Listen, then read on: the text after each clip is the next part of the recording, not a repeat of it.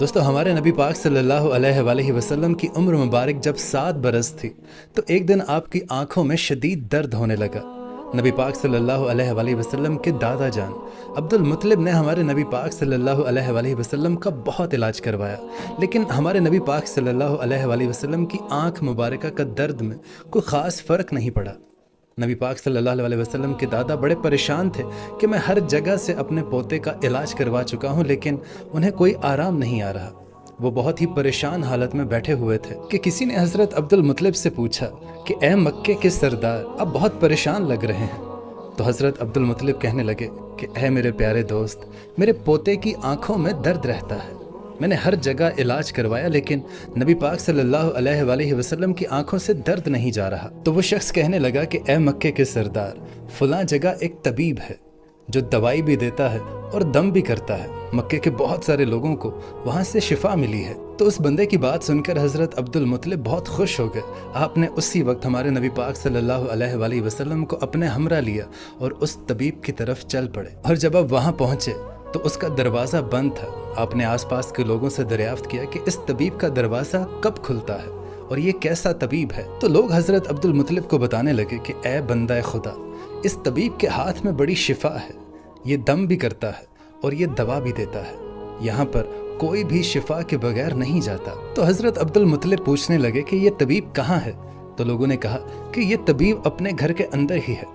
تو حضرت عبد المطلب کہنے لگے کہ یہ دروازہ تو بند ہے، مجھے بتا کہ یہ دروازہ کب کھلتا ہے؟ تو لوگوں نے کہا کہ یہ دروازہ کئی دن تک بند ہی رہتا ہے، یہ بندہ اپنی مرضی کا مالک ہے، جب اس کا دل کرتا ہے یہ کھولتا ہے اور جب نہیں کرتا تو یہ بند رکھتا ہے۔ اب لوگوں کے منہ سے اتنی ہی بات نکلنی تھی کہ شدید زلزلہ آیا۔ راہب بھاگا گھر سے باہر آیا کہ زلزلے کی وجہ سے کہیں گھر کی چھت اس کے سر پہ نہ گر جائے۔ اب اسے اللہ کی قدرت کہیے کہ جیسے ہی وہ راہب، وہ طبیب گھر سے باہر آیا اس ڈر سے کہ کہیں یہ گھر کی چھت اس کے سر پہ گر کے اسے مار ہی نہ ڈالے، تو زلزلہ اسی وقت تھم گیا۔ اس راہب نے، اس طبیب نے حضرت عبد المطلب کو پہچان لیا۔ تو وہ طبیب کہنے لگا کہ اے مکے کے سردار، یہاں کیسے آنا ہوا؟ تو حضرت عبد المطلب نے راہب سے کہا کہ اے راہب، میرے پوتے کی آنکھوں میں بہت درد رہتا ہے، میں کئی طبیبوں سے علاج کروا چکا ہوں لیکن اس کی آنکھ میں درد مسلسل رہتا ہے، اور مجھے کسی نے بتایا ہے کہ آپ دم بھی کرتے ہیں اور دوا بھی دیتے ہیں، اب یہ پوتے کا علاج آپ کیجئے۔ اب وہ طبیب نبی پاک صلی اللہ علیہ وآلہ وسلم کے چہرہ مبارک پر نظر مارتا ہے اور کافی دیر آپ کے نورانی چہرے کا دیدار کرتا رہتا ہے، اور پھر راہب ایک کمرے میں گیا، غسل کیا، نئے کپڑے پہنے، خوشبو لگائی اور آسمانی کتابوں کے کچھ صفحات پکڑ کر اپنے گھر سے باہر آیا۔ اب وہ طبیب کبھی آسمانی کتابوں کے وہ صفحات کو دیکھتا اور کبھی وہ نبی پاک صلی اللہ علیہ وآلہ وسلم کے نورانی چہرے کو دیکھتا، وہ پھر اس کتاب کی طرف دیکھتا اور وہ پھر نبی پاک صلی اللہ علیہ وآلہ وسلم کا دیدار کرتا، اور یہ سلسلہ مسلسل چلتا رہا۔ کبھی وہ ان اوراق کو دیکھتا، ان آسمانی کتابوں کی طرف، اور کبھی وہ نبی پاک صلی اللہ علیہ وآلہ وسلم کی دید کا نظارہ کرتا، کبھی وہ آپ کی زلف مبارک کو دیکھتا اور کبھی وہ آپ کو سر سے لے کر پاؤں تک دیکھتا، اور پھر وہ طبیب اچانک نبی پاک صلی اللہ علیہ وآلہ وسلم کے قدموں میں گر کر یہ کہنے لگا کہ اے محمد صلی اللہ علیہ وآلہ وسلم، میں گواہی دیتا ہوں کہ آپ صلی اللہ علیہ وآلہ وسلم اللہ کے پیغمبر ہیں اور آپ اللہ تعالیٰ کے سب سے پیارے اور سب سے لاڈلے رسول ہیں، اور قیامت تک آپ کے بعد کوئی نبی نہیں آئے گا۔ اللہ اکبر۔ حالانکہ نبی پاک صلی اللہ علیہ وآلہ وسلم نے ابھی نبوت کا اعلان نہیں کیا تھا، اس سے پہلے ہی وہ طبیب آپ کے پیغمبر ہونے کی گواہی دے رہا تھا۔ اب حضرت عبد المطلب یہ سارا ماجرا دیکھ رہے تھے اور وہ دل ہی دل میں بہت خوش ہو رہے تھے۔ پھر حضرت عبد المطلب نے اس طبیب سے کہا کہ اے طبیب، جس کام کے لیے ہم آپ کے پاس آئے ہیں وہ کام بھی ہمارا کر دیجئے، میرے پوتے کی آنکھوں میں بہت درد رہتی ہے، آپ اس کو دم بھی کیجئے اور اس کے لیے دوا بھی دیجئے۔ تو وہ طبیب کہنے لگا کہ اے مکے کے سردار، میں ان کا علاج کیا کروں؟